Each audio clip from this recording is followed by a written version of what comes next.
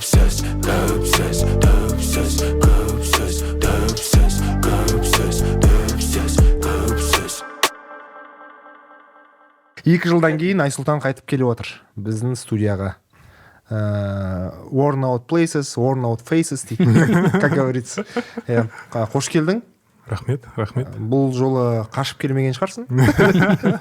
Бұл жолы басқа себептермен де жиналып отырмыз осы жерде. Енді қалай, 2 жылың қалай өтті содан бері? Во-первых, поздравляю вас с переездом. Новая студия, здесь уютней, как-то приятно очень. Много книг. Много книг, кстати, да. Очень много книг. «Сопрано» на месте.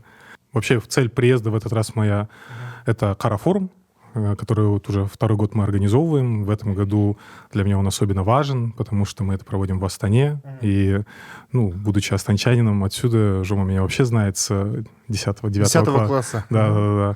Мы были другими, времена были не те.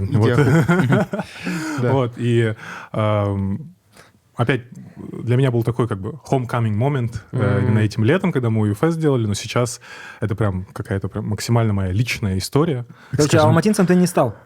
И никогда не был. Это, кстати, стереотип, которого я прям триггерюсь, когда говорят: а я думал, ты алматинец. Я такой: где вы во мне видите алматинца? Same shit, bro. Нам тоже самое. Вы что, в Астане? Да, нам. Как они думают, что мы в Алматы всегда. Давайте увидимся. Каждый раз, когда меня встречают люди где-то за рубежом, в основном наши казахи, они говорят: я тебя видел с выпуском с Айсултаном. О, вау. Да, вау. И такой типа, я говорю: а вы Каш смотрели? Он говорит: нет. Я говорю: а когда выйдет, можешь спросить? Я говорю: брат, я сам не знаю. Может быть, сегодня мы имеем возможность спросить? Цифровых. Это же уже не секрет. Мы, кажется, позавчера буквально опубликовали то, что Каш выходит впервые на стриминг совместно с компанией ТВ+. Я очень рад этому, потому что вообще с выходом Каша сколько уже прошло? 2 года. Вот ровно 2 года. 1 декабря будет 2 года с кинотеатрального релиза.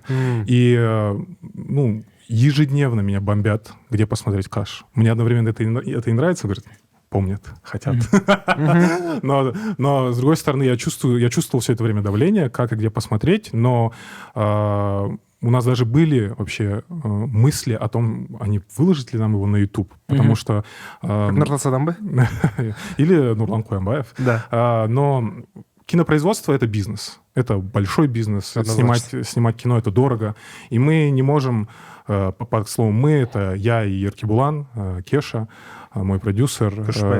Маратович. Еркебулан Маратович. Вот сегодня тоже прилетает. Мы как бы долго дискутировали на эту тему, и благодаря его коммуникациям, его продюсерскому таланту и работе произошла эта сделка, долгожданная сделка с ТВ+, чему опять я им очень благодарен, потому что они нас не обидели, и они не обесценили наш труд, и это была долгая дорога к стримингу. Я понимаю то, что, возможно, не у каждого казахстанца есть доступ к ТВ+, но я считаю, с точки зрения как бы экономической, креативной инфраструктуры, мне очень нравится, что Каш выходит на отечественной площадке. Вот. Это Казахтелекомовская, правильно? Да, символично. Как это вообще измеряется? Мне всегда было интересно. Фильм выходит, условно, в 22 году. Да. Сколько лет он еще может быть, в наградах? Не наградах, вообще в целом. Фестивалях. Нет, смотрите. Срок, так назовем, годности фильма 6 лет. Окей. То есть его, если, так скажем, он заходит в правильные механизмы именно этого бизнеса, он может служить тебе 6 лет. То есть 6 лет фильм может тебе приносить деньги стабильно. А если это какое-нибудь криминальное чтиво, либо Lord of the Rings, сами понимаете, это бесконечно. Это как Лукас, мне кажется, есть прикол, что он каждый месяц открывает свою почту и просто считает количество денег, которые ему приносит его фильм. Вообще, в целом, я заметил, что в тот год на меня были, так скажем, большие надежды были на фильм. То, что многие думали, что я сейчас через большой экран расставлю все точки, остановлю все войны в этом мире, и Казахстан станет независимым, и, как скажем... Вернешь голову Кенесару, да? Да. Вот, потому что я принимал такой фидбэк. И как меня ждали, даже было такое, что от Каша ждали какого-то, сейчас скажу, списка Шиндлера. И я хочу сделать поправочку. То есть, во-первых, Каш — это независимое кино. Это одно из первых независимых кино, этого десятилетия точно. Это нас не поддерживало ни государство, ни какие-то фонды. Мы сами на частные деньги все это сняли, пронесли. И если вы хотите, чтобы я вам дал что-то в стиле списка Шиндлера или смог осмыслить какие-то огромные идеологические ценности, идеи и пролить свет на историю, дайте мне столько денег, пожалуйста. Я вам за 1 год это все поставлю. Но опять, это все критика, когда она выходила, я ее воспринял очень близко к сердцу. Это была, наверное, самая большая и неприятная критика, которую я вообще в целом испытывал. И там меня спрашивали, спишь ли ты по ночам и так далее. Но, и я, как сказать... Спишь ли ты по ночам, потому что ты снимаешь фильм о такой страшной эпохе, или спишь ли ты по ночам, потому что ты не справился, по их мнению? Нет, близкий мне человек спрашивает, Айс, как ты сам с критикой справляешься? Вот когда меня критикуют, я не сплю по ночам, а ты вот сейчас как себя чувствуешь? В общем, это все было достаточно болезненно, и мне сейчас важно было это выговорить, проговорить, потому что я в целом не хожу ни на какие интервью, и да. По касательно интервью, мы тоже немножко получили критики, наверное, да? Притом от многих людей я слышал, что ваш выпуск с Айсом был слишком комплиментарный. Вы вроде там правдорубы и так далее, что-то там говорите, но это как, условно, кто там на ЧБД приходит какой-нибудь, там, Мартиросян, условно, да, и они молчат. А потом приходит... Респект. Типа того, да. Респект. Султан Мартиросян. Да, Султан Мартиросян. Нормально, это как Армен Джигарханян. В общем, и поэтому мы бы...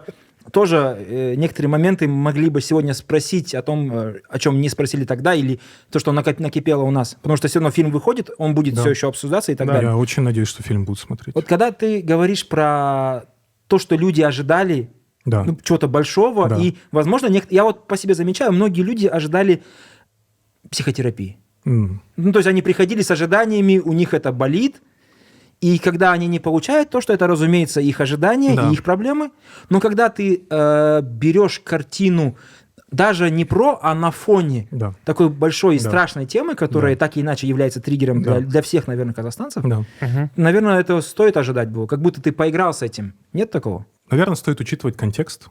Фильм планировался и снимался до начала вообще войны, до вообще появления январских событий в моей жизни. И когда, давайте посмотреть на время, в котором я поднимал эту тему. Это был 2020 год. Мы придумали этот фильм, мы начали его развивать. Моей основной целью было сделать массовое кино. На тот момент массовое кино на Западе это были фолк-хорроры, или концептуальные хорроры, можно их так назвать, где под призмой, под жанровостью хоррора тебе дают на самом деле что-то большее. То есть, потому что хорроры — это, по сути, аттракцион, который там будоражит твои нервы, пробуждает в тебе страхи. И опять в каше, как я и говорил, во-первых, там почти что нет скримеров. Там нет скримеров вообще в целом, тебя никто не пугает. Я понимал, что это не историческое полотно, и не хотел заходить на эту территорию. И когда я вообще, откатываясь назад, когда я придумал этот фильм, мне хотелось скомбинировать. Мне хотелось дать людям возможность окунуться в тот временной отрезок и раскрыть фольклор. И вообще, так скажем, то, что для меня лично стало очень важным и открытием в самом фильме, я только затронул эту тему, но при всем при этом я считаю, что сцена говорит сама за себя. Это последняя сцена. Я понял, что я открыл для себя очень такую важную тему, которую я несу с самого, так скажем, подсознания. Почему я говорю на русском языке? Вспоминая себя, и мои первые короткометражные фильмы, которые я писал и хотел снимать на территории Казахстана, я видел, что всегда в диалогах у меня проскальзывала тема, обычно герой А с героем Б общаются, это молодые люди, и они задают себе вопрос, а почему я разговариваю на русском языке? Я никогда не находил для себя ответа этого. И в «Каше» последняя сцена для меня открывает такую некую завесу, которая может... Опять я не претендую ни на какие, так скажем, Не говорю, что так есть, но мне кажется, с времен 30-х, именно с Ашар-Шылыка, произошел момент, когда Казахстан поделился на этнос оригинальный и субэтнос. И в данной ситуации субэтнос, я представитель этого субэтноса. И это люди, казахи, которые думают и разговаривают на русском языке. И есть оригинальный этнос, который думает и разговаривает на казахском языке. Вот оригинальный вот так делить. Кто-то, возможно, болезненно воспримет, как будто эти не оригиналы. Мы не оригиналы, это факт. Просто не сильно субэтнос — это очень такая скользкая дорожка, как мне кажется, по крайней мере. Есть критерии субэтносов, например. Да, давайте. Ну, к примеру, например, если говорить про субэтносы, то у нас соседи есть, и тюркский народ, татары, например. Да. Вот среди них есть субэтнос мещари. Да. Их отличает самосознание, например. Они точно говорят, я скорее не татарин, я мещерин. Да. Либо же у курдов есть езиды. Да. И часто езиды скажут, я не курд. Да. Хотя он говорит на курдском языке, его история связана с курдами и так далее и тому подобное. Или в Таджикистане есть так называемые памирцы, которые скажут, я таджиков в зеркале увидишь, я памирец. Да. Талыши тоже?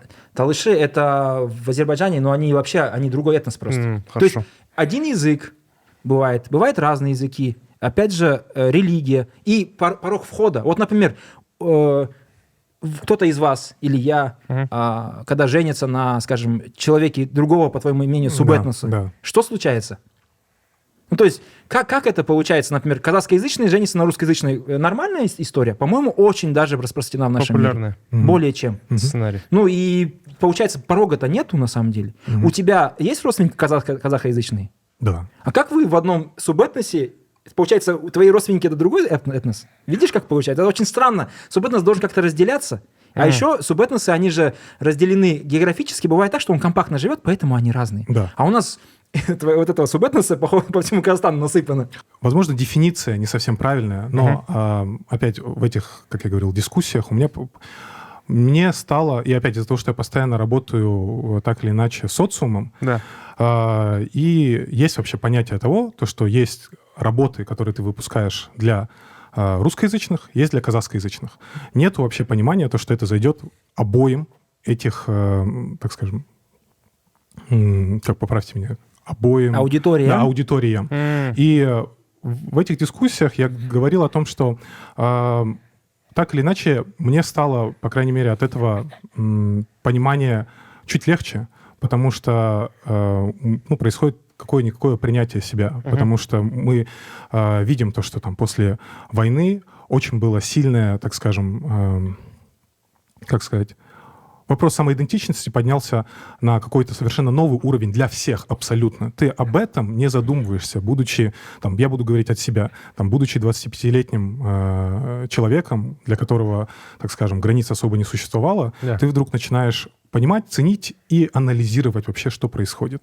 И из своей, так скажем, опыта я заметил то, что обычно тяга к корням и желание вообще помочь, если мы говорим допустим, про даже... Давайте опять не буду говорить за всех остальных, даже у меня. Я делал раньше проекты из определенного чувства долга. Но я не считаю это чувство долга токсичным. Мне просто хотелось, допустим, чтобы музыки на казахском языке было больше. Долг перед чем? И перед кем? Могу узнать? Перед собой, перед каким-то... Я чувствовал чувство стыда, что я, допустим, вырос не, так скажем, не в той среде, в которой мне бы хотелось бы вырасти. Я вырос с языком, который просто был для меня базовым. И хотел бы ли я, хочу ли я, допустим, для своего потомства другого? Определенно хочу. И можно я закончу? Я просто к тому, что, опять, возможно, ты прав, и в дефинициях я, может быть, неправильно все выразился, но, опять, мне кажется, что разделение пошло там. Вообще понятие русскоязычный, казахскоязычный, он зародился, именно семя появилось там. И потому что начало переобразование. Если вы помните последнюю сцену, и она особо никак на сюжет не влияет, эта сцена сама по себе просто как стейтмент для меня лично вышел, это момент, где дети начали изучать алфавит, новый казахский алфавит на кириллице. Вот. И если мы посмотрим по истории, в целом кириллица пошла примерно плюс-минус оттуда. Поправь меня, если я не прав. По-моему, 30... А нет, прям перед войной у нас кириллицы велись. Арсен, Ау. жаңа жылға сыйлық дайындадың ба? Жоқ әлі, бірақ заранее алған дұрыс қой. Мен анау Christmas рашты аса ұнатпаймын. Жоспарлау деген негізінде күшті нәрсе. Мен өзім мысалы Озон KZ-тан қазір шырша алайын деп отырмын. Шырша ма? Иә, шын шырша емес, анау қолдан істелген шырша. Жасанды шырша окей. Мысалы. Бірақ не, анау ойыншықтар, гирлянда алдың ба тоже? Ойыншық әлі алған жоқпын, бірақ шырша таңдағаннан кейін алатын шығармын. Айтпақшы білесің ба, бала кезімде қандай сыйлықты армандадым, прям өліп армандадым. Take a guess. Have no clue. Анау не бар ғой, нән бір дәу конструктор қалашық. Сол кездерде реклама көп болды ғой, телевизорде. Иә. Сол енді бәрі қол жетімді болған жоқ. Енді конструктор деп отырсың ғой өзің. Оны да Озон KZ-тен қарауға болады. Неше түрлі топтамалар бар мұнда. Қамалдар керек болса саған, патшалар тұратын, круизный лайнерға дейін бар мына жерде. Тіпті мысалы кішкентай дүкен, қалашықтарды да табуға болады. Иә, кайф қой. Жаңа жыл негізі ішкі баланы, ішкіне бір қуантатын уақыт қой. Келсем. Иә, енді бала кезінде жоқ нәрселерді аласында, өзіне де, мысалы, анау близкиларға, роднойларға. Ол сондай кез ғой. Ал желтоқсан 4-нен бастап жылдың соңғы сатылымы деген науқан басталады Озон KZ-те. Соған орай 80%-ға дейін жеңілдіктер болады. Мә саған. Кайф. Енді жаңа жылға дайынбыз дейсің ғой? Дайынбыз.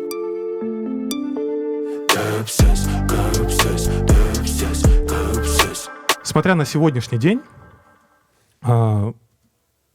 мне лично не нравится дистанция, которая появляется между, так скажем, вот этими двумя аудиториями. И мне бы хотелось бы, чтобы, наоборот, начинался диалог между ними. Но порой мне кажется, то, что дистанция и напряжение только растет. Что у одной стороны, что у другой стороны претензии. И, точнее, нет, у одной стороны есть претензии, у другой стороны, я даже не знаю, как это назвать. Механизм самозащиты какой-то? Возможно. Ну, то есть, опять, из своего окружения я, наоборот, вижу молодых людей, и даже постарше, которые очень хотят это нагнать. Они невероятно тянутся к этому. Они создают проекты, чтобы, так скажем, давайте назовем так, креативная инфраструктура вокруг языка, казахского языка, она росла. Приносили проекты. Именно я знаю людей, казахов, которые не знают казахский язык. Он им даже, может, трудно дается, но они продолжают делать контент на казахском языке, то есть продюсируют его, делают, они стараются его делать, и это вызывает у меня чувство, в целом. И я могу себя отнести частично к ним, потому что тот же самый музыкальный проект УЮ, который был создан, он был создан для того, чтобы, помогать артистам, чтобы музыки на казахском языке было больше. Опять не знаю, насколько это в тему или не в тему, но у меня нету вообще понятия, то есть говорили же русскоязычный казах. Это азиат-мусульманин, который азиат-мусульманин. Russian-speaking Chinese Muslim. Russian-speaking Chinese Muslim. И опять, мне не окей с дефиницией, но с содержанием мне окей. Я тебя отлично понимаю. Когда ты говоришь про то, как люди пытаются, не зная казахский язык, что-то делать в нем, или как чувствуют свою определенную неполноценность, как будто бы... Серьезно, если вопрос стал типа... я знаю, не знаю, 4 языка я знаю. Да. Если можно было брать 3 и знать казахский прям вот так, я бы так сделал. Прямо сейчас, сегодня. Мне сказали бы, вот ты выходишь из этого здания, ты забываешь все языки, которые знаешь только казахский. Я бы сказал, давай, брат, ты еще кэшбэк докинь. Самое интересное, что ты действительно растешь с определенными комплексами, ты всегда это знаешь, ты чувствуешь это под коркой. И самое интересное, что когда я говорю с человеком казахскоязычным, у него зеркальные комплексы. Ты говоришь, как ты себя плохо чувствуешь, а он говорит, чувак, ты привилегированный, у меня проблемы, понимаешь? Я себя чувствовал не так, что я приезжаю там в город, который как будто бы, где мои родственники живут, и как будто это мой город, и там меня не понимают. Я прихожу в аптеку, говорю, там, я не знаю, как настойка пустырника барма, а мне говорят, извините, говорите на русском. Настойка пустырника барма, брат, извините, говорите на русском. Там 2 слова русских, это определенные слова, которые сразу понятно, о чем идет речь. Но когда мы говорим про субэтнос, тут что мне не нравится? Мне не нравится то, что, это заявка на то, что, окей, мы такие есть, и оправдывая то, что мы не будем меняться. Типа, давайте зафиксируем это. Мы субэтнос. Не так, что... Когда я сказал, что это уникальная вещь, я вспоминаю там, например, франкофонов алжирцев во время алжирской колонизации. У нас, наверное, есть субэтносов кыргызов тогда, получается, русскоязычные кыргызы. Возможно, были русскоязычные узбеки. Огромное количество колонизированных народов знали язык колонизатора, но не знали свой родной. И это же исправляется, меняется и там течет и так далее. Поэтому ситуация не уникальная, раз. А два, как будто бы признавая это, мы говорим, вот это устойчивая этническая группа, назовем это так, лингвоэтническая группа, и все. Вот это вот зафиксировали, тогда можно быть такими. Вопрос. Чисто обоим. Допустим, субэтнос есть тикші. Допустим, Қазақстанда бана орыс тілді, қазақ тілді. В общем, осылай бөлінді. Бірақ құндылықтары бір ма, ценности ол адамдардың? Человеческие ценности у всех одинаковые. Да. А адженда и специфика может быть разной. Бізді біріктіретін қандай идея бар сіздердің ойынша? Ну, в зависимости, что ты хочешь от этой идеи или что ты хочешь от единства этого. То есть, допустим, если мы берем... Я задавался этим вопросом, и у меня есть крайне печальный ответ. Как бы нацию, народ объединяет горе. Я заметил, там, в политтехнологиях там, любят использовать какой-то термин, там, «великое прошлое». Это то, что нас объединяет. Там, мы были такими-то, такими-то, такими-то, мы их потомки. И эта идея нас должна сплотить и объединить. Людей может объединять религиозные взгляды. То есть, поэтому это, на самом деле, большой вопрос касаемо идеи. И если мы говорим конкретно про Казахстан, что может нас объединить, да, мой, наверное, ответ будет трагичные события, которые коснутся каждого. И тогда мы объединимся и будем, так скажем, вокруг этого рефлексировать и делать действия совместно. Я хочу мыслить позитивно и говорить то, что нет, нас может объединить какое-то желание о будущем, о каких-то, возможно, наших, каком-то идеальном Казахстане через Казахстан 2050, там, не знаю, вы понимаете сами, да, эти идеи, которые должны, по сути, как политтехнологии, скреплять людей и там, нас ставить всех в одну шеренгу, и вот мы идем одним строем ради этой как бы идеи. Но нет. Ну вот, например, просто видишь, как, когда ты говоришь про субэтнос, я енді субэтнос десең өзіне тиеді ғой. Қазақ десең өзіне тиеді ғой. И тогда ты думаешь, а я как вот я себя ощущаю? Субэтнос, который называется русскоязычные казахи, мы считаем себя казахами? Вот, например, у меня вопросов по этому поводу нет. У меня тоже нет. Ты считаешь себя казахом? Прикинь, он скажет нет. Нет, конечно. Қазақты жамандама, қазақ бала. Қазақ деген халқы аз-ақ қана.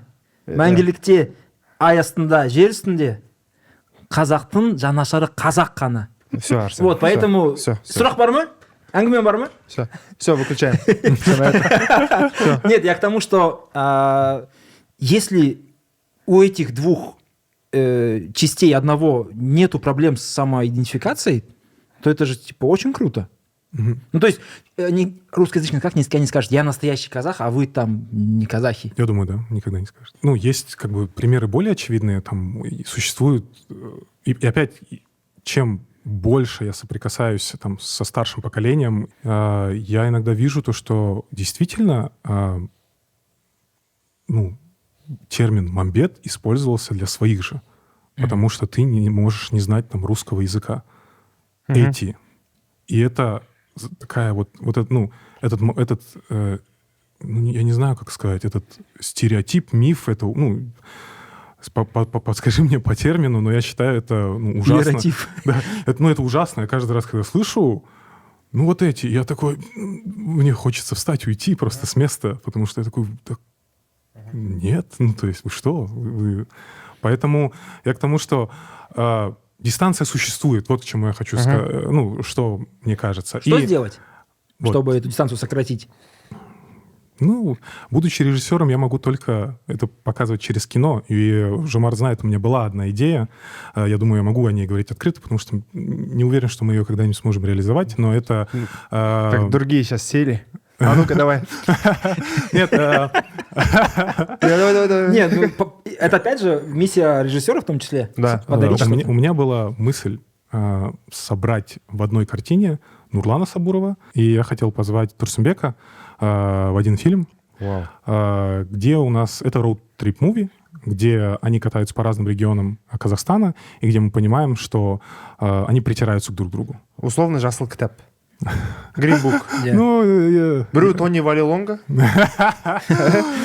No reference. По типажу роуд-муви, это роуд-муви, да. И я хотел показать то, что в целом мы думали ее уже как бы снимать. Мы получили да Нурлана, мы получили да Турсунбека. Просто, во-первых, Турсунбека не поймать, это раз. А это человек с невероятным графиком.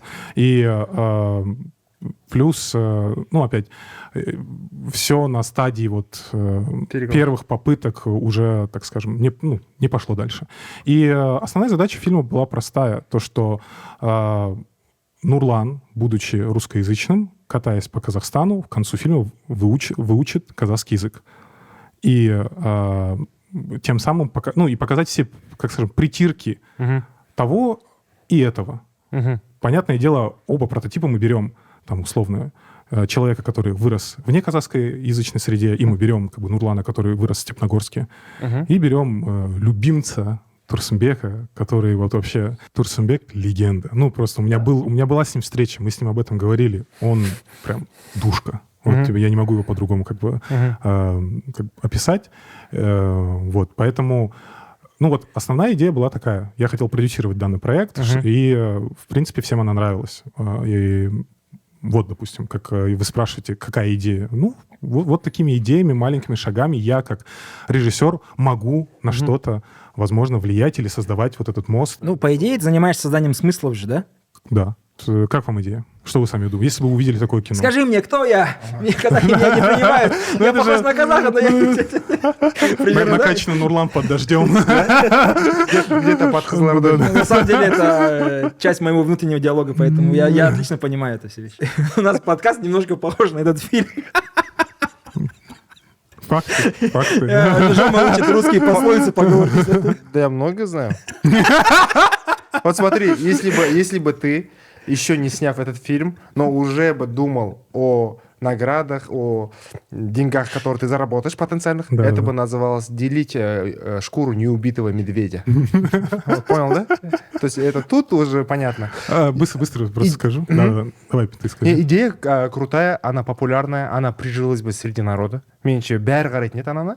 Себебі Турсунбек, Нурлан Сабуров. То есть ЧБД-ның жұлдызымен біздің отандық нөмір 1-ші жұлдыз екеуін басын қосқанда Written in the Stars-тағыдай ғой, уже дайын тұрады. Ана жерде успех, сәтті, там, бокс-офис, Аватару было бы. И то, что много очень жизненного, оно просто раскидалось бы по ТикТоку, там, по голосам, по саундам. Это просто супер-супер-супер референс на референсе, симулякры.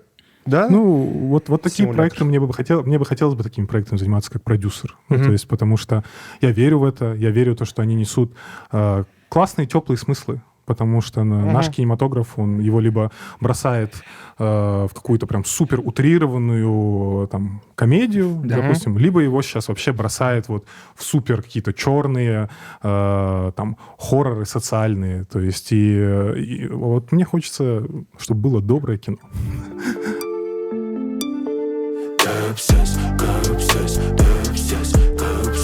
Эта идея появилась у меня в начале этого года. Это фильм про Шухана Уалиханова, байопик. Просто посмотрев «Оппенхаймера», я такой, а про какую личность бы я бы хотел бы снять кино именно в стиле байопика? Байопик достаточно попсовый жанр. То есть и мне очень нравится персона Шухана Уалиханова, то, что это очень глубокий персонаж. Комета, как правильно ты говорил. И мне кажется, изучив его подробнее, я понимаю, насколько это для меня лично, как для режиссера, я не могу назвать себя драматургом, но именно с точки зрения драматики, какой глубокий конфликт внутри у него происходит. То есть, по сути, всю его жизнь, и опять, сейчас ты поймешь, всю его жизнь в нем бушует его корни и его принадлежность к Российской империи. То есть он, как мне известно, поправьте меня, может быть, я читаю что-то не то, он был выращен в губернии, И его мама была, наоборот, ей импонировала идея Российской империи. И каждый раз его мама растит, так скажем, точит его на, так скажем, идеи Российской империи. Приезжает отец и говорит: ты чингизид, ты потомок, ты помни свои корни, ты знай, кто ты есть. И вот ребенок уже с детства растет, вот такой конфликт начинает в нем бушевать. И потом мы видим, что происходит дальше. Если мы пробежимся кратко по его биографии, мы можем видеть то, что его видение и путь для нас всегда был через призму Европы. Мы знаем то, что у Шухана Уалиханова были конфликты и дома. Его не понимали. Он был как непонятый. Ему говорили то, что ты... как сказать, его идеи были отвергнуты. И всю свою жизнь, мне кажется, он прожил вот с таким внутренним конфликтом. И даже есть теория, что он не умер от... чехотки? Да, а его убил его отец. Потому что у Шухана появилась любовь, и эта любовь была не казашкой. И он хотел жениться не на казахской женщине. Он хотел начать тренд, который потом подхватят некоторые представители интеллигенции. Вот, да. И говорят то, что... опять, это теория. То, что его убил его отец. Потому что он не мог умереть от болезни в 27, потому что он, бай. 35-65 же мы учили. Подожди. По-моему, либо 30, либо 30-га жетпей, прям. Подожди. Короче, late 20s. Вот. И он не мог умереть от болезни, потому что у него был доступ к медицине. И мне эта история нравится. Потому что я хочу ее снять а-ля в стиле совместить там, грубо говоря, шпионский боевик с вот этим вот конфликтом, через который проходит сам Шухан. Потому что я хочу, чтобы были баталии. Были нарисованы картины похода Российской империи на Туркестан. Вот, я бы хотел затронуть тот период и ту эстетику, которая была нарисована, именно этот же весь период был нарисован вот этим великим русским художником. Верещагиным, да. И это, миллионы и миллионы долларов, которые, скорее всего, мы сможем себе позволить, только если мне дадут задачу, этот фильм должен быть кандидатом на «Оскар». То есть, например, понимаете, и тогда государство может для себя принять задачу выделения этих денег и условно понимать, какой она получит бенефит. То есть, если люди по всему миру влюбятся в персонажа Шухана, а еще Шухан невероятно красив, мне нравится то, что он один из немногих деятелей, который, прекрасно выглядит. То есть культурных или исследователей, у него чистый костюм, у него ухоженная прическа, даже усы. И его романтизируют так или иначе. К его вообще персоне мы все прекрасно знаем. Вопросов много. Человек, по сути, двойной шпион. И мы не понимаем, он наш, не наш, не наш. Что он последний для себя выбрал? Но смотря на его путь, мне кажется, и мне здесь очень интересно исследовать. И ты, возможно, вы, возможно, можете... И мы возвращаемся к тому, про вот эту самоидентичность, через которую мы смотрим 300 лет, 200 лет проходит, и конфликт остается. И в этом плане этот конфликт будет вечен. Поэтому, и, возможно, подобное кино тоже бы создало бы рефлексию в обществе на тему языка, на тему самоидентичности. И показать то, что даже у таких исследователей, у таких деятелей в душе эта боль всегда была, и этот конфликт всегда был. Сенімен тікелей байланысты ма бұл кейіпкер? Қалай ойлайсың сен банағы ішкі баталия болып жатады, орыс тілді әлем, қазақ тілді әлем? Когда сейчас я пишу какой-либо сценарий, конечно, я должен понимать, что есть для меня личного. И в образе Шухана Уалиханова я нахожу много, и в его конфликтах я нахожу отголоски себя. Опять, это ни в коем случае не сравнение, потому что мы все люди, у нас у всех есть эмоции и чувства, и некоторые люди испытывают депрессию. Я, например, почти не испытываю никогда депрессию, и я не могу сопереживать фильму «Джокер», например. Хотя, когда вышла первая часть, огромное количество людей сопереживали этому персонажу, и многие его понимали. Мне фильм «Джокер» первый не понравился вообще. А для Америки это вообще стал каноничный фильм, потому что он раскрывает, он говорит про среднестатистического белого мужчину в Америке и его проблемы с головой. Поэтому как бы он отозвался у людей так сильно. И я понимаю то, что там мне в свое время в школе отозвался фильм «Whiplash», либо «Одержимость». Ну, потому что я, будучи там школьником, выращенный, ну, я максималист в то время, я выращенный абсолютно в атмосфере достигаторства, вот тотального причем. Либо ты достигаешь этой цели, либо ты отброс общества. Ну, это если мы говорим про то, как мы в КТЛ как бы растем. То есть, ну, либо грант, либо вообще ничто. И здесь у нас есть главный герой, который либо все, либо ничего. Я должен сыграть эту партию, я должен поступить, занять это место. И фильм «Whiplash», на самом деле, мне кажется, это классный ответ на всю эту рекламу «Just Do It» Nike. Будучи молодым человеком в Штатах, ты растешь вокруг огромного адвертайзмента, именно рекламы, тебе все вокруг говорит: делай, ты сможешь, будь уверенней, иди и сделай, будь номер один, мы Америка. И вот Whiplash — это как раз-таки, в нем есть момент критики и капитализма, и этого режима, и на то, как это влияет на молодых людей. И почему молодые люди так сильно в нем там себя видят, или почему он так сильно заходит, потому что это честно написанный фильм. Дэмиан Шазел говорил даже то, что у него было свободное время, и у него никак не получалось с «La La Land'ом», и он решил написать что-то честное и маленькое. Ну, это, по сути, его история. Конечно. Да, вот. личная. Личная история. И, возвращаясь про тему Шохана, я извиняюсь, я просто запомнил, произошла такая как бы случайность, но когда я решил, я проходил какой-то магазин и увидел там. Я тебя отправлял в Телеграме. 10 тенге? Не 10 тенге. Ну, как это правильно? Это не памятник, но... Бюст? Да, бюст Шухану Алиханову. Маленький, он примерно как моя рука.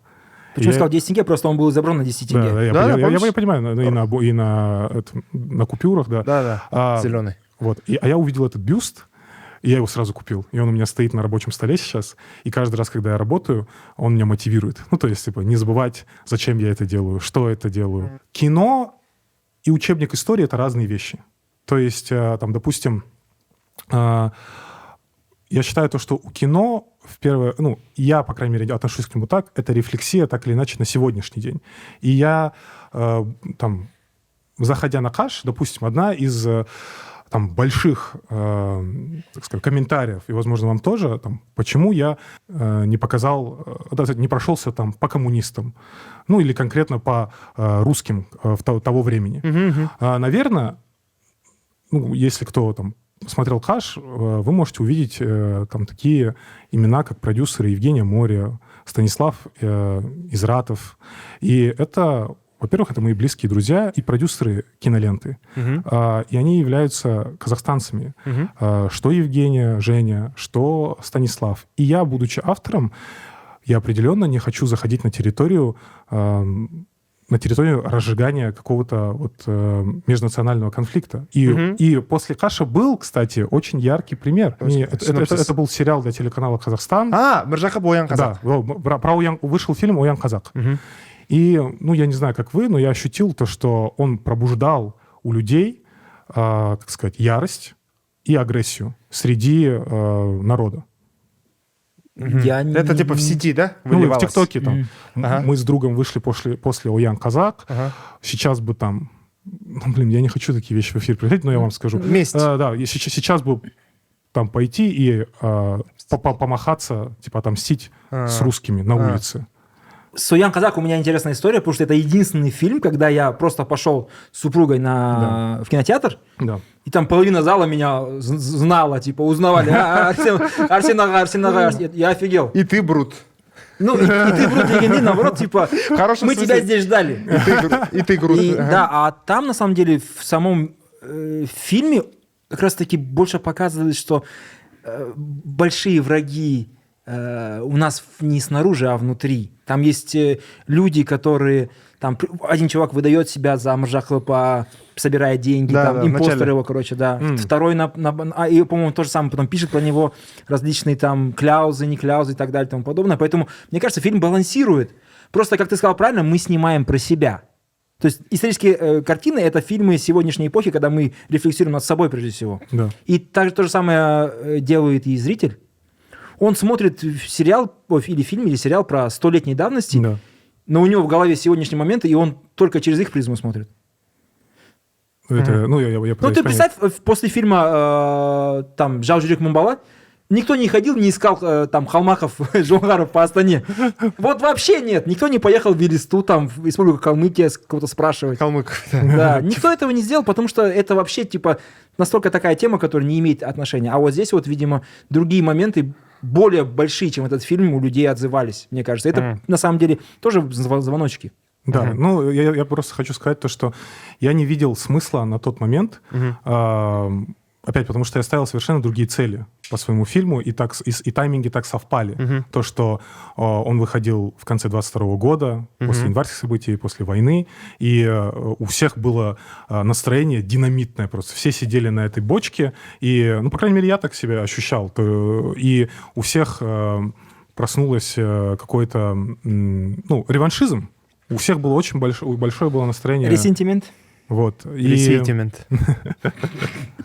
Красавчик. Поэтому Ресентимент. это я к тому, что, наверное, я как автор, я бы никогда бы не смог бы вот так это показать.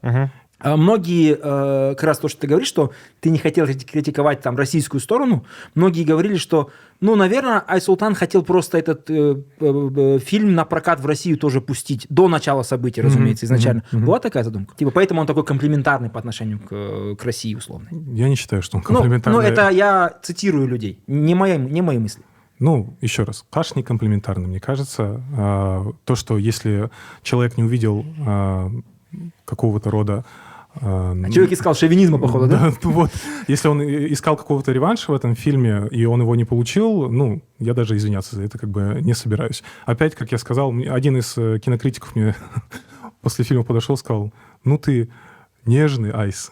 Я так посмеялся. Ну, потому что он говорит, в фильме никто не умер. В фильме, ну, в плане именно из героев. И ты всех оставил в живых. И вот плохих вот этих не показал. Вот этих не показал. И как бы, типа, ну, это же говорит обо мне в первую очередь, как авторе, потому что я как режиссер, грубо говоря, decision maker. Решаю, что я показываю. Вопрос быстрый. Хотел спросить, почему всегда у тебя фон история? Почему именно история тебя не то что триггерит, ну, зазывает сердце? Нет, не всегда. Но смотри, вторая к ряду картина, берется, будет... Шоқан... Это тоже историческая? Не-не-не, Шоқан — это не моя вторая картина, я еще раз говорю, на нее нужно огромное, колоссальное количество денег. То есть, мне ее сейчас, наша экономика... Зачем нам вообще сейчас такой фильм? У нас что, других проблем нет? Мне только денег, которые...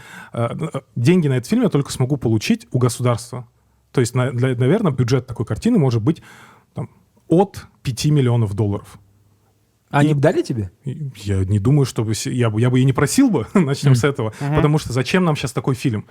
У нас там максимальное, что у нас может окупиться в прокате, это картина от 150 тысяч долларов. То есть это бюджет, которым инвестор частный чувствует себя спокойно, что его деньги могут отбиться.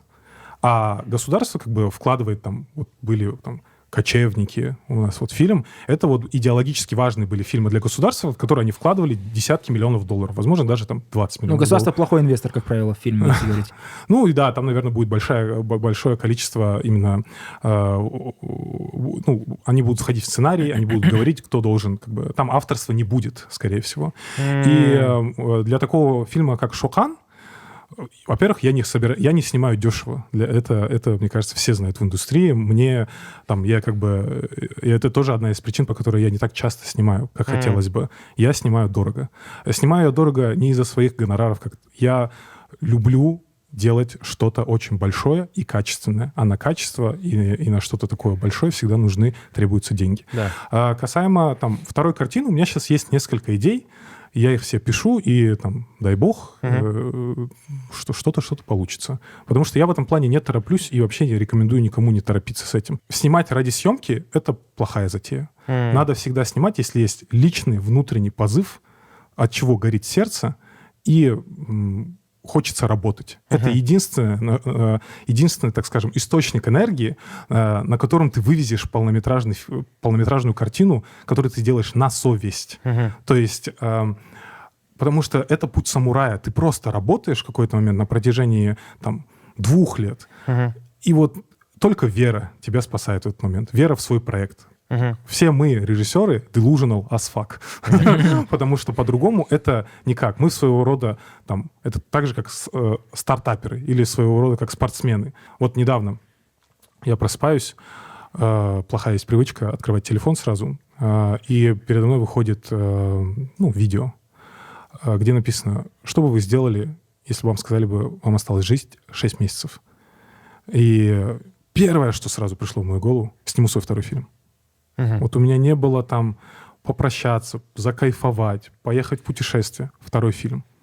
И это мне нравится как мотивация, потому что, допустим, Дэниел Куан, режиссер «Все везде и сразу», сказал то, что когда он писал эту картину, он ее писал так, как будто после съемок этой картины он умрет. И после него больше ничего не останется.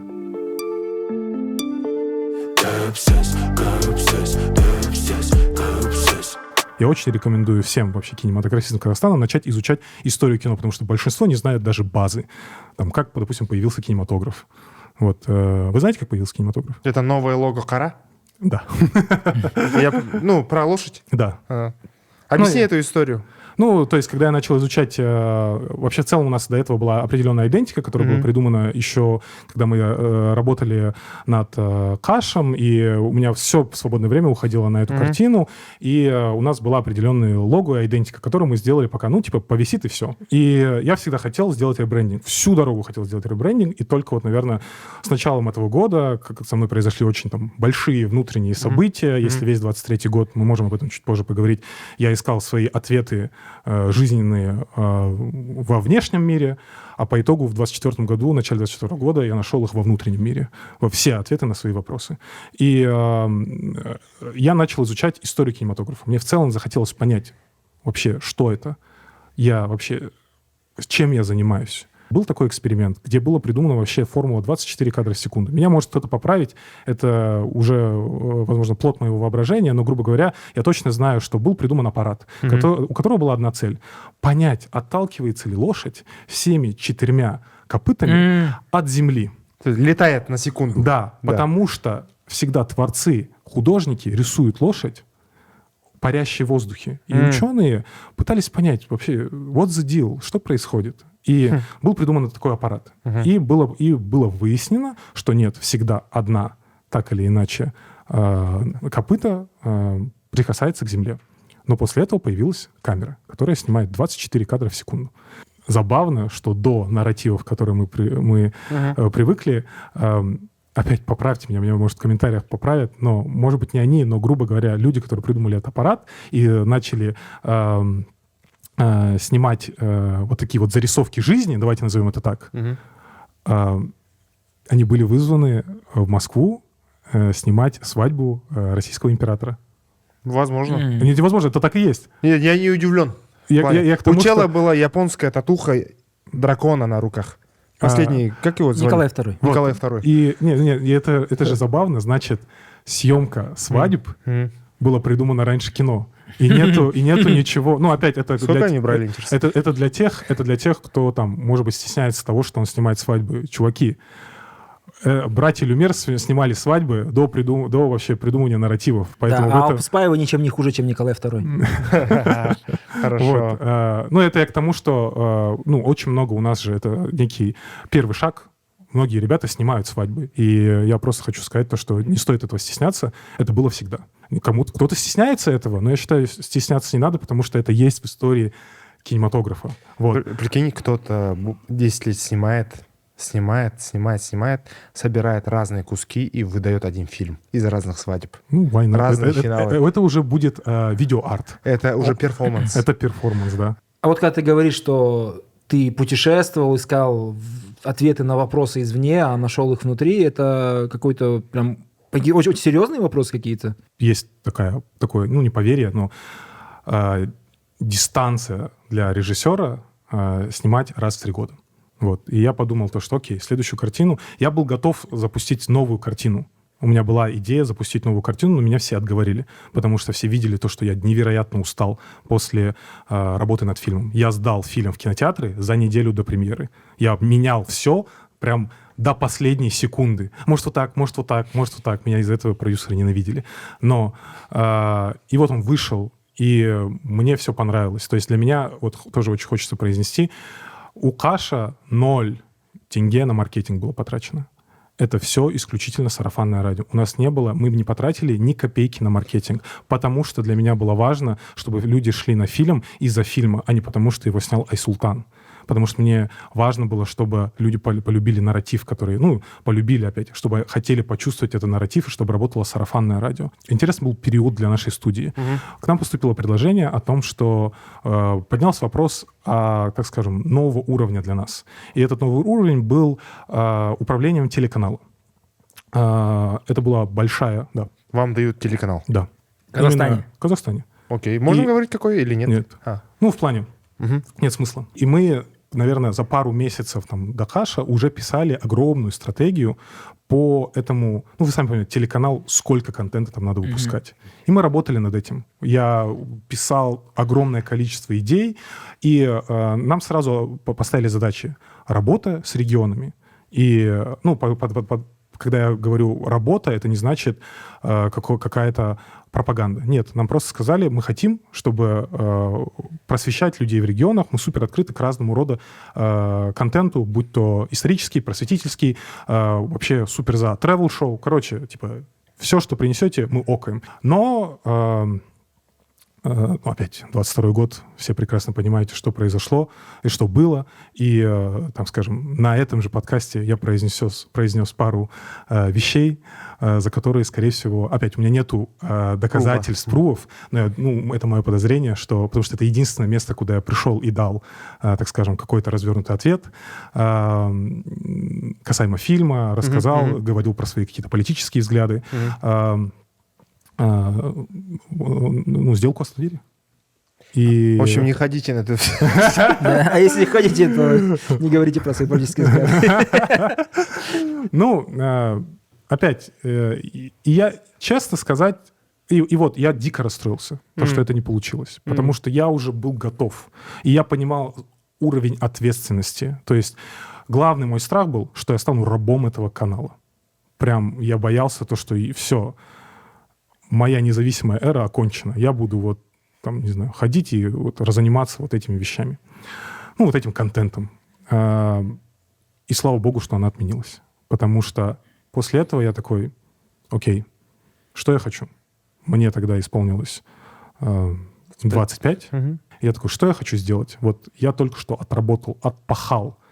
И я с собой, опять, еще раз горжусь проделанной работой, потому что технически я считаю, фильмов как Каш нет. Он забрал это и за границей, все технические возможные. Азиатский Оскар — лучшая операторская работа. Номинация на... Азамат Дулатов? Азамат Дулатов. Кто же еще? И я искал ответы на свои вопросы. Кто я? Что я? Мое ли это? Что я вообще делаю? Но и это я все говорю к тому, что я испытал такое большое количество абсолютно разного международного опыта, эмоционального опыта, но не нашел ответы на свои вопросы. И со мной произошло в начале этого года совершенно, как я сказал, другие события. Я впервые съездил к своему родному отцу, точнее, я впервые съездил к отцу в его родной аул, в котором никогда не был. Аталай аул? Казгурт. Казгурт. Он называется Ленинский. Мне не нравится это название. У папы он уже остался как Ленинский, но... Да, вот. Это очень личная история, поэтому я ее не хочу озвучивать в медийном поле, но в целом она меня довела до слез. Я просто разрыдался в момент, когда меня привели домой, где вырос мой папа. И вот этот опыт, который я там прожил, а это было всего пару дней, вот это, наверное, сейчас основной мой стержень и движок для следующей картины. Вот. Поэтому... Это синяя птица, да, так называемая условно? Когда ты что-то ищешь везде-везде, но не там, где на самом деле ты живешь. А потом ты находишь это дома. Ты сделал весь путь, чтобы вернуться обратно. То, что и сказал он. Да. Вопросы не вне, а в парадайзе внутри. И действительно так. Потому что там это было удивительно. То, что я даже у себя там в Инстаграм написал, то, что воссоединение со своими какими-то корнями и с любовью, в первую очередь, которую я мог отрицать, это в этом есть, наверное, какая-то магия жизни и какая-то ее красота в в облике в определенном, и я думаю, что это и есть и это и есть кинематограф, потому что ты сидишь в темноте на экране, и ты испытываешь кучу чувств и эмоций. Потому что ты сидишь по факту в темноте, и перед тобой просто экран. И я думаю, это просто все сплелось вместе с изучением истории кинематографа у меня в голове, и я просто такой, вау. То есть и я заново влюбился в эту историю. Поэтому это к вопросу, когда второй фильм? В следующем году.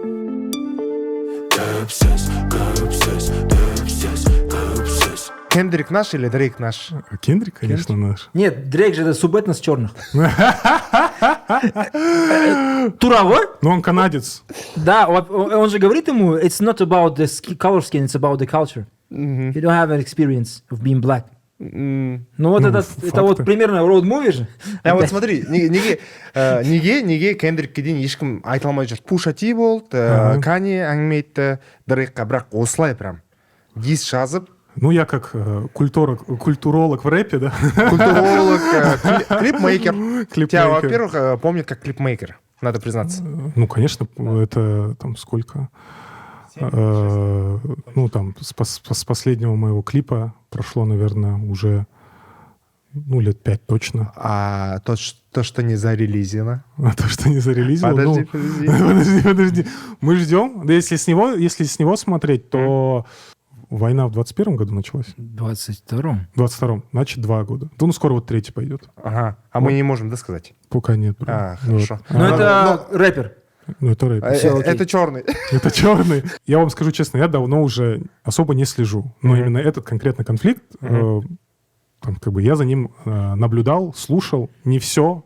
Но, наверное, могу сказать то, что во-первых, это был яркий в свое время биф между Пуша Ти и Дрейком, которого публично просто посадили, опозорили, и тот тоже исчез. И вообще там Пуша Ти, на самом деле, вот эта фотка, где Дрейк blackfaced, это же вообще, это что такое вообще? Ты видел это? Да. Ну, я думаю, это намного более похоронный панч, чем то, что там происходило всем летом, весной, Просто и Кендрик, и Дрейк, они равные фигуры в медийном плане, поэтому всем было так очень интересно за этим наблюдать. И мы тут на самом деле смотрим на то, что, возможно, конфликт и агрессия все еще в нас внутри, и нам это нравится. Потому что я за этим наблюдал и понимал то, что, по сути, мы наблюдаем за словесной перепалкой по фактам от двух представителей жанра. Но она перешла от уже какой-то интеллектуальной борьбы, она перешла вот в откровенную вражду. И нам всем нравилось это. Семья, сын. Все. Там самый сок всего. Ну, самый сок. Значит, мы говорим то, что в нас, как в людях, мы не можем без конфликтов. Это нас развлекает. Никто же не осудил их. Только там я видел пару людей, которые сказали, зачем смысл вообще генерить эти эмоции, потому что это вот по итогу произвело огромное количество... Публично он его поставил на место. По мне, любой конфликт не военный, словесный, между людьми, между лейблами, между рэперами, это всегда плюс для этого жанра. Нет, хорошо. Я вам говорю про саму природу. То, что это очень токсичная вещь. Она отравляет все вокруг себя. Она просто испепеляет все. А мне интересно то, что все, кто с ним тусовались из NBA, из черной коммуны, успешной, были на этом концерте выступления, в том числе Кендрика Ламара, где он на сцену вышел. И это было интересно. А если до этого вам он не нравился, зачем вы кентовались? Больше момент, кому они лояльны больше. Да. И у тебя выбор. Ты респектуешь канадскому, по сути, зарубежному артисту, у которого и Дрейк известен своими грехами, там, сколько у него там детей, как он уводил чужих жен, девушек, подруг, и некоторые селебрити закрывали на это глаза, потому что дружба с ним, возможно, их бенефитила. И есть Кендрик, который всегда оставался трушным, который всегда был, является голосом поколения, который является выходцем из Комптона. И когда он делает концерт в Комптоне, в Лос-Анджелесе, понятное дело, если ты там не покажешься, кто ты, это, я не знаю, Голоса улиц дейсің ба? Ну, это... Ну, и понятно нам, как зрителям, конечно, больше импонирует Кендрик, потому что он андердог в этом состязании. Потому что есть Дрейк, который является, ну, по сути, он более массовый, он более успешный. И он, как сказать, такого рода... Мос Деф сказал, что это поп-музыка, которая играет в Заре. Да. Ну, то, что это поп-музыка, я с ним соглашусь. И вот появляется вот наш герой, андердог, который вот вышел и вот пытается вот за справедливость, пытается вот что-то сказать. Но мы же видим также тут и его и изменения, то есть как бы его эволюцию как персонажа, потому что в какой-то момент он перегнул палку и вообще ушел в, как это называется, морализаторство. Он сказал, нам надо весь рэп сжечь, что мы построили. То есть он превратился в какого-то мессию и начал душнить, грубо говоря. Это как нас, помните, он говорил, рэп мертв. В 2005-2006. Альбом даже такой выпустил. Рэп мертв. И в итоге он говорит, спустя дофига лет, 10 лет, оказывается, я не был неправ. Нет, ну потому что тогда действительно, когда нас это сказал, тогда все спускалось, и появились десятых, благодаря интернету, ютубу, Кендрики, Дрейки, Асапы, Трэвисы и так далее, и так далее, и так далее. И вот мы прошли этот цикл, когда он обратно вот уже, ну, уже больше них нету персонажей. Давайте приведем пример через Тарантино, который долгое время пытался отмыться от крови, которую он нахлестал в «Убить Билла». То есть он получил свою известность не благодаря своим острым диалогам или и так далее, и так далее, и так далее. Вы знаете, что «Криминальное чтиво» Канны выиграла? Я видел, ну, недавно смотрел, узнал случайно. Вот, но это раньше, ну, раньше на вас это как-то вообще влияло? То, что криминальное... Каннский фестиваль? Ну, нет. Вообще то, что есть такое вот, что у Тарантино есть такая заслуга. Нет, нам нравился кино, нарратив. И оказывается, мне кажется, это можно исследовать, то, что для американского кинематографа зритель увидел столько крови, столько насилия. И Тарантино очень критиковали в свое время. Вы любите насилие? Вы зачем это делаете? И он всегда отмахивался. Я люблю кино. Люди это любят в кино. Никто после этого никого не убивает. Это и так далее, и так далее. С репортером. Да. Because it's so much fun, Jane. It's so much fun. Ну, то есть... Он так и говорит. Кинематограф всегда будет исследовать нашу природу. Он всегда будет исследовать наши... как сказать, нашу неидеальность, какие-то... ну, и это я просто хочу завершить тем, что мы это видим повсеместно, нарративы, то есть благодаря кинематографу мы верим в хэппи-энды. И у нас выстраивается, так скажем, определенное ожидание от этой жизни. И это я просто хочу это все завершить, объяснить это к тому, что я очень рад, что я выбрал эту профессию.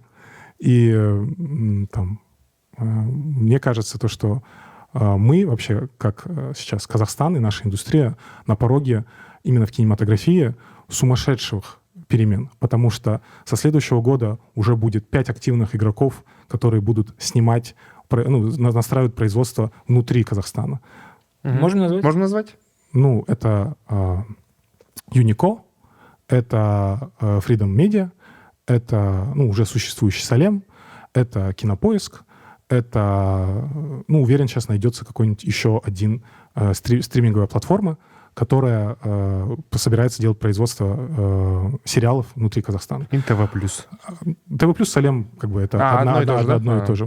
У нас производится 60 отечественных картин в год без поддержки государства. Вау. И авторское кино у нас на подъеме сейчас. В ближайшие, я думаю, 5-10 лет казахстанский кинематограф будет на сверхбольших позициях. Я хотел задать вопрос. Был Алшинов Данияр. Да. Он говорит, что казахстанское кино скоро стрельнет. Я спросил, почему. Он говорит, ты же видишь, что азиатское кино сейчас под лупой. Да. Условно. Ты можешь ответить, почему казахстанское кино стрельнет? Или ты так не считаешь? Я так не считаю, потому что выстрелит человек из Казахстана, но не казахстанское кино. Потому что выстрелит человек, который по-настоящему любит кинематограф и знает, с чем он работает. И выстрелит автор. Автор, чье произведение покорит сердца людей по миру, по всему. Чтобы тебе была понятна картина, не будучи в контексте этой страны. И я думаю, то, что... И я больше как бы склоняюсь к этому. То, что происходит здесь у нас сейчас, это почва для того, чтобы этот человек появился. И опять, я не хочу быть пессимистом, но просто от того, что Бонг Джун Хо выиграл «Оскар», мы не видим из года в год большее количество корейских кинематографистов, которые выигрывают «Оскар», либо заходят на Каннские кинофестивали. Бонг Джун Хо выиграл, потому что он кинематографист, а кинематографистам нужно заслужить быть. И говоря про твой вопрос, до картины надо так или иначе дорасти. В любом случае. Я считаю, что я пока не компетентен делать что-либо про Шоханова Алиханова. Я думаю, что я буду компетентен это сделать, может быть, в 50 лет. Потому что я смогу осилить вообще образ и знания. Это сейчас, опять, я написал этот байопик не с тем, что вот, дайте мне денег, а потому что я такой, про кого бы я хотел бы снять байопик, это очень важный момент. И если бы мне сейчас сказали, вот мы тебе даем $10 миллионов, сними по Шохану фильм, я откажусь. Я откажусь, потому что я буду считать, что такая фигура, как минимум, достойна более компетентного кинематографиста, ну и как минимум брать ответственность сейчас за такое большое количество денег я не готов. Хорошо. Раз уж мы поговорили про кинематографистов, можешь назвать каких-нибудь новых режиссерок, которые скоро стрельнут, по твоему мнению, из Казахстана? Из Казахстана? Да, именно. Я хочу в первую очередь признаться в любви и уважении всем ребятам, которые занимаются авторским кино у нас. Потому что авторское кино — это огромный неблагодарный путь и порой очень тяжелый. Ты работаешь, вынашиваешь эти идеи и, возможно, никогда не найдешь своего зрителя, но ты все равно веришь и работаешь над этим. И чаще всего они остаются в тени, и потому что их фильмы... Сори, у меня уже язык заплетается. Надеюсь, этого будет достаточно. Но, наверное, да, ребят, которые занимаются авторским кино, любым причем. И, наверное... Я хочу верить в то, что все мы сейчас работаем коллективно над этой почвой, потому что Кара Studios в этом году сделала скрипт-лаб. Мы привезли сценаристку фильма «Burning», мы привезли Ларс фон Триера, продюсера, мы привезли Катю Хазак, она выиграла с монгольским фильмом, Венецианский кинофестиваль. Вот. И мы есть Юлия Ким, которая делает, мы ей помогаем по Space. Это кинолагерь, где для всей Центральной Азии. В Кыргызстане, который был? Да, уже второй год. Да. Есть Кара-форум, где мы пытаемся сделать какие-то инициативы, привести кино. И, допустим, хайлайт для меня этого года, один из главных проектов, я считаю, этого года, ярких, новых, это проект «Каскарас». Это шикарнейший проект, который ведет Малика. Вот. Я верю в то, что благодаря таким инициативам появится этот человек. Потому что люди будут смотреть и понимать, как устроен кинематограф. Потому что я, когда рос, не было ничего здесь в Астане, чтобы мне показали бы серьезное, сложное кино. А сложное кино надо смотреть, надо это изучать, надо его проживать. Я рос на Уэс Андерсоне, на Кристофере Нолане, на Дэвиде Финчере, на попсе, грубо говоря. И с точки зрения кинематографа как искусства, это люди, я их уважаю и люблю, и всегда буду. Но с точки зрения искусства есть мастера покруче. А вот как, допустим, сейчас Шон Бейкер с фильмом «Анора», который, наверное, последний, так скажем, такой вот плод американской кинематографии, вот этот вот человек, который занимался авторским кино с самого начала своей карьеры, и вот сейчас он получил свое признание. Наверное, следующий его проект будет какой-то большим и попсовым. Да. Вот. Флоридский проект Шон Бейкер. Да. И Уильям Дефо. Да, с Уильямом Дефо. И я считаю, что сейчас мы все в наших силах именно создавать эту почву, создавать киноинституцию. Это то, что я, Юля, Еркебулан, Малика и вообще проект Целинный, это то, что мы хотим сделать. Потому что нарративы... Это то, что я понял, когда путешествовал в 23-м году. От нас ждут нарративы. Люди хотят смотреть кино из нашего региона. Поэтому я думаю, что скоро, как я сказал, 5-10 лет у нас появятся наши звезды. Шон Бейкер. Что касается звезд, у меня есть вопрос по критериям. вот этой звезды. Потому что я когда слышу вещи, связанные с искусством, признанием на фестивалях и так далее, я, с одной стороны, понимаю, что есть попсовое кино, и, скорее всего, потребителем этого кино являюсь я, прежде всего, сам. Есть, с одной стороны, фестивали, признание, там где-то, я не знаю, какая-то картина года и так далее и тому подобное. Но если в самой стране тебя мало знают, и твои на фильмы мало ходят, и надо, чтобы был какой-то специальный зритель, вот это является признанием. Или наоборот, когда тебя не приглашают на фестивали, твои фильмы максимально простые, они собирают миллиарды, все об этом, там, не знаю, после фильма месяцами об этом говорят, спорят и так далее. Что для тебя было бы признанием? Вот народность или вот эта элитарность, что важнее? Кто стрельнет, вот этот народник или элитарник? Вот когда ты говоришь про этого человека, который придет в Мессию. Стрельнет тот, кто будет учиться на своих ошибках. Стрельнет тот, кто хочет познать вообще кинематограф. Потому что кинематограф — это очень большой стереотип, что авторское кино, фестивальное кино — это какое-то непонятное, томное и неразвлекательное кино. Ну, по массовости оно меньше все-таки. По массовости оно меньше, но при всем при этом «Паразиты» — это фестивальное кино. Ну, видимо, изначально, да. Ну, я к тому, что это автор. И вообще понятие фестивального кино вы можете выбросить. Есть авторское кино. Авторское кино — это в первую очередь честное кино. Автор — это человек, идущий с идеей, с этим факелом, который хочет донести свое мировоззрение до мира. И кинематограф, экран — это его способ показать. Он создает мир по ту сторону. И критерий, да нету критерия. Мы видим то, что вот Кристофер Нолан, я считаю его автором. Он получил свой «Оскар» в этом году, в начале этого года. Свой долгожданный «Оскар». Почему? Он выбрал свой путь вначале как студийного работника, но при всем при этом во всех его фильмах, кроме вроде фильмов с Аль Пачино, есть авторство. Он всегда исследует тему времени в любом своем фильме. И мы смотрим на его кассовые сборы. «Оппенхаймер» собрал миллиард. Это можно оспорить из-за там Барби и маркетинг компании, но цифры говорят сами за себя. По сути, нетипичный байопик, где есть игра со временем, опять исследование времени, это у него есть в каждом фильме, получает признание аудитории и «Оскар».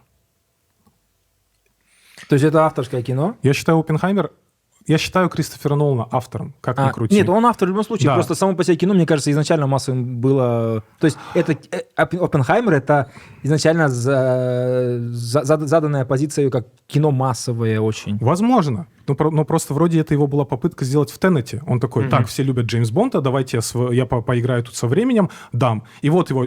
Искренняя попытка, без какой вообще либо претензии на фестивали, либо награды, она проваливается в массовом прокате. И он такой, так, мне надо сейчас, во-первых, чтобы люди вспомнили обо мне, то, что я хорош, возможно, я не знаю, я не сижу в голове Кристофера Нолана, но вы понимаете, о чем я. Чтобы я должен снять кино, которое достучится до масс, но при всем при этом я хочу поговорить о том, что меня трогает. А его тронула история Оппенхаймера. И где он все равно оставил свое авторство в виде работы со временем. То есть это просто его почерк? Это его почерк. В массовом кино? Да, конечно. В массовом кино... кто у нас еще яркий пример? Мартин Скорсезе. Конечно. Стивен Спилберг. Кто у нас еще такой большой? «Аватар». Кэмерон. Кэмерон. Это вообще там раз в 10 лет мастер позволяет себе, да. Да. То есть массовость в данном случае является критерием все-таки, да? Не, почему критерием? Я к тому, что вы должны понимать то, что там киноинституции в виде фестивалей, их первоначальная задача — поддерживать кинематографистов, которым это нужно. Не все такие удачливые, как Кристофер Нолан. Не все такие фартовые, как Стивен Спилберг. То есть это в любом случае совокупность событий, экономических изменений в твоей стране и твоего происхождения. И они понимают то, что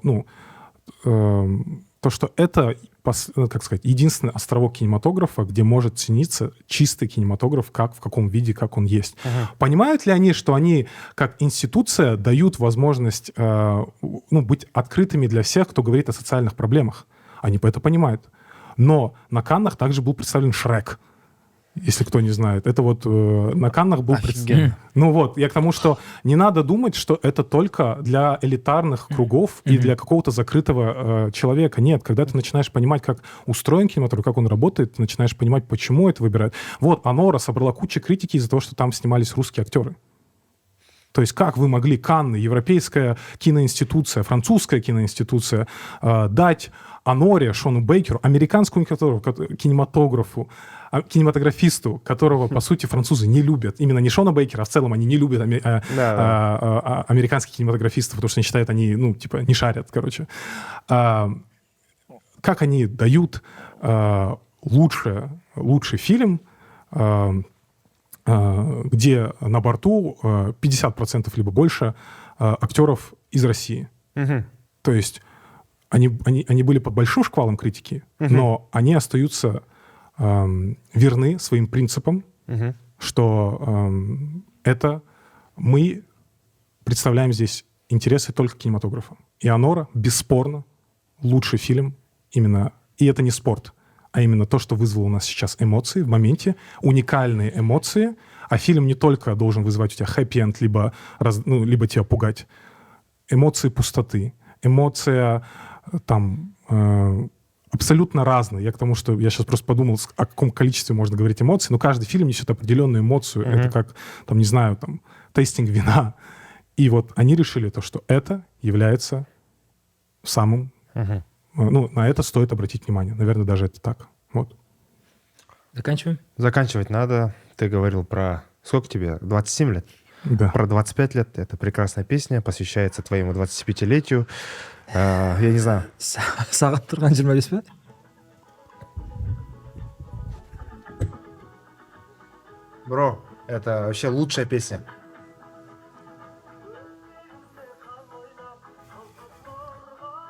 Бро, серьезно, я кайфую. Это поднимает мое настроение в любой момент. У нас есть история с ней, с этой песней, знаешь?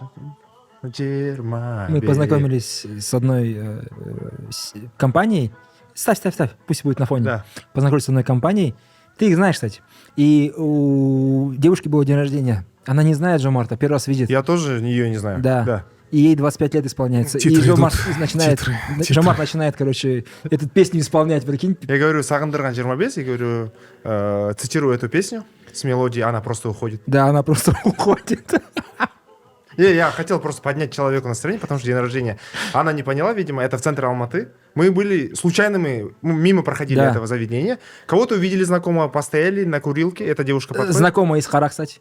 Да, я не пою, а цитирую так. Бах болатын, жоқ болатын. Она ушла. Это, знаешь, что? Это момент из офиса. Из американского именно. Сол.